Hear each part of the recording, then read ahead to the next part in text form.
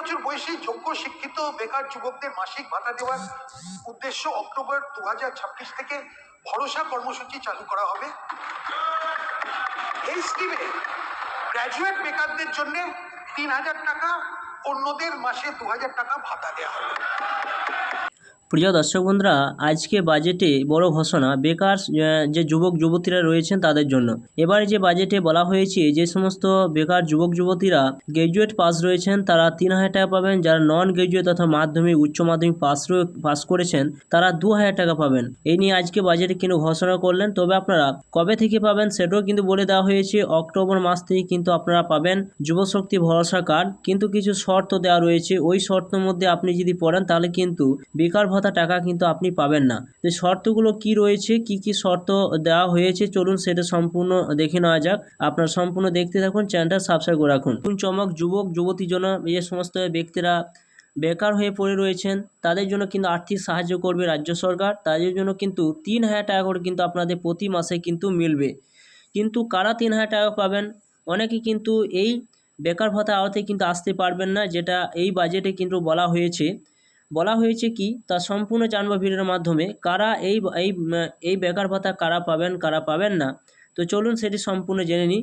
যেটা বলা হয়েছে, দেখুন বলা হয়েছে যে প্রথম বাজেটে কল্পতরু, যেটা বলা হয়েছে কল্পতরু বিজেপি সরকার যাবতীয় জল্পনা অবসান ঘটিয়ে ভরসা প্রকল্প, যেটা ঘোষণা করলেন অর্থমন্ত্রী স্বপন দাশগুপ্ত। যেখানে বলা হয়েছে এই প্রকল্পে প্রতি মাসে স্নাতক বেকারদের অ্যাকাউন্টে 3000 টাকা করে পাবেন, স্নাতক পাস নন তারা কিন্তু পাবেন 2000 টাকা করে। তবে এক্ষেত্রে কিন্তু রয়েছে কিছু শর্ত।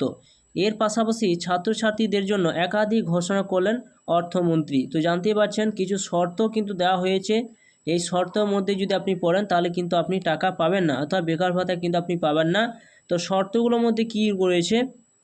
তো শর্তগুলো রয়েছে যে স্নাতক বেকাররা পাবেন প্রতি মাসে 3000 টাকা, অন্যান্য পাবেন কিন্তু 2000 টাকা যারা মাধ্যমিক উচ্চ মাধ্যমিক পাস করে রয়েছেন।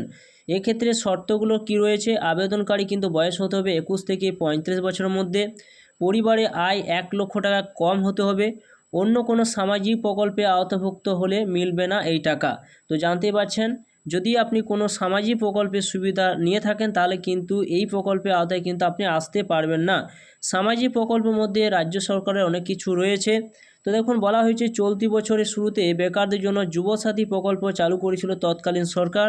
পালা বদলের পর চাকরি প্রার্থীদের মনে প্রশ্ন ছিল আর কি মিলবে না বেকার ভাতা। বাজেটে বিরাট ঘোষণা করলেন অর্থমন্ত্রী স্বপন দাশগুপ্ত।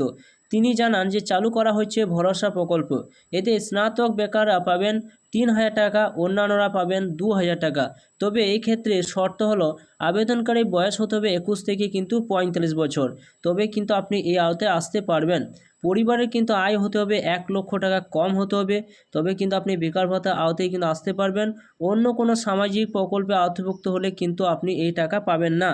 অক্টোবর থেকে এই প্রকল্প কিন্তু চালু হবে। শীঘ্রই কিন্তু আবেদনের পদ্ধতি স্পষ্ট করা হবে। তো আপনারা জানতে পারছেন যে বেকারদের জন্য যে টাকা দেওয়া হবে তার জন্য কিছু শর্ত কিন্তু বেঁধে দেওয়া হয়েছে। ওই শর্তের মধ্যে যদি আপনি পড়েন তাহলে কিন্তু আপনার বেকার ভাতা আপনি কিন্তু পাবেন না। তো আর কি বলা হয়েছে দেখুন, সম্পূর্ণ ভিডিওর মাধ্যমে জানতে পারবেন। অবশ্যই ভিডিও সম্পূর্ণ দেখলেন এবং চ্যানেল নতুন থাকলে চ্যানেলটা সাবস্ক্রাইব করে রাখুন, পাশে থাকা বেল আইকনটি অবশ্যই আপনারা প্রেস করে রাখবেন এবং পেজ থেকে গেলে পেজটা অবশ্যই আপনারা ফলো করবেন। দেখুন বেকার ভাতা নিতে গেলে আপনাদের কি শর্ত মানতে হবে, সেই শর্তগুলো কি বলা হয়েছে আপনারা সম্পূর্ণ দেখতে থাকুন। এই স্কিমে গ্র্যাজুয়েট বেকারদের জন্য 3000 টাকা, অন্যদের মাসে 2000 টাকা ভাতা দেওয়া হবে। এই কর্মসূচি যে সকল পরিবারের আয় 1 লাখ টাকার কম এবং যারা অন্য কোনো সামাজিক সুরক্ষা প্রকল্পের সুবিধে পাচ্ছেন না, এইসব পরিবারের প্রার্থীর জন্য প্রযোজ্য হবে।